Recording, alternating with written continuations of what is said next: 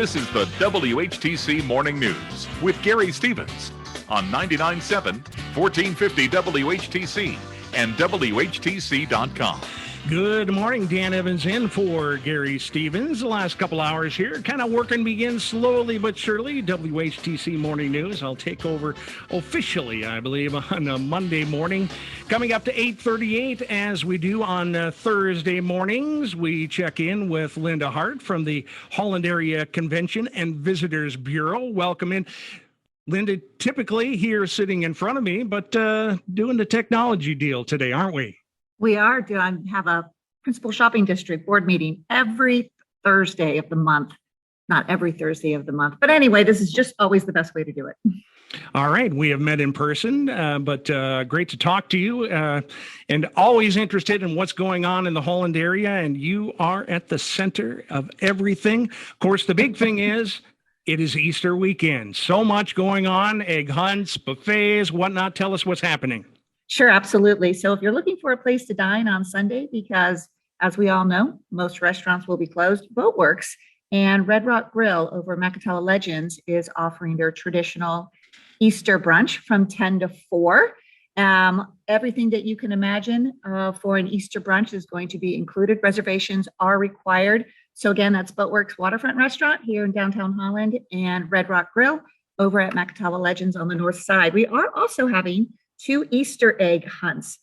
Quincy Park, this is in collaboration with Holland Charter Township Recreation, is doing their 19th annual Easter egg hunt, which is kind of exciting. You know, a great tradition that doesn't lose any luster.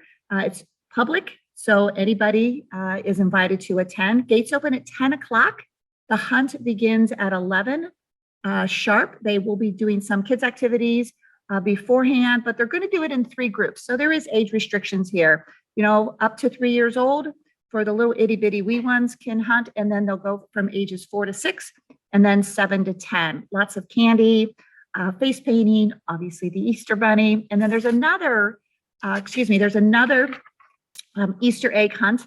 And that is at Fell in Love Farm on Saturday from 1 to 3. And I should point out that the Quincy Park is also on Saturday. So I don't want people to go there on Sunday and be disappointed. So both Easter eggs hunt on Saturday, this one from 1 to 3 at the Fell in Love Farm. They are asking people to call or text so they can get a count. You know, both are fundraisers. Well, actually the Fell in Love Farm is a fundraiser, but the place is so cool and so unique that lots of options to do both on Saturday and on Sunday. Now, I don't have kids, but I can come along and kind of watch. It's always so much fun to watch the kids run around and look for these eggs. It is. It absolutely is. And, you know, and to be able to bring back events like this for the kiddos, you know, there's so much in our community that the children can do. And it's just nice to highlight those, especially on a special weekend as this weekend will be. Absolutely. Speaking with Linda Hart from the Holland Area Convention and Visitors Bureau. Always something happening in the Holland area. And of course, we're looking ahead. Now, Linda, my mother is 89 years old. She's down in Fort Myers, Florida. But as soon as she heard we were moving to Holland, Michigan, she says, I've got to come to see the tulips. And I said, Mom, Tulip Festival is 10 days this year. She called me back. I have my plane reservations. I'm going to be in Holland for 10 days. So how are the tulips looking for Mom before she comes in for tulip time? You know, that's the $1 million question right now, right? You know, people always say, you know, the tulips will be blooming. We always try to market that if you're coming during the festival, we'll see beautiful color. But you know what? Mother Nature plays a huge role in that factor. We've had a very cool spring, you know, much cooler than we anticipated. And I will have to say at the end of March, when it started to warm up, I was, you know, I was fretting a bit thinking that we were going to get color too soon, knowing that the festival is the second week of May this year. But Mother Nature has done what she should be doing. We also get a tulip bloom update from the Parks Department once a week. We certainly appreciate that. And as of Monday, I'll just give you the bloom status update that we've gotten so far. The lanes and the boulevards, 3 to 4 weeks to peak. Parks, 3 to 4 weeks. Windmill Island Gardens, 4 to 5 weeks to peak. And 8th Street in downtown, because we do have that microclimate downtown.